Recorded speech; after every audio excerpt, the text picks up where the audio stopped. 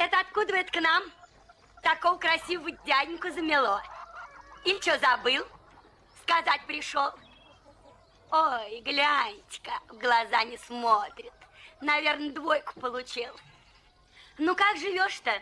Как молодуха наша? Я и тут косму повыдирала. Расстроился, пойди. Или ничего? Ну, что молчишь-то, дядя Вась? Ну, молчи, молчи. Василий Васильевич, хороший же мужик-то. Как тебе не совестно такое делать-то? Ой-ой-ой-ой-ой-ой. Дядь Митя, спички есть? Дай прикурить, а?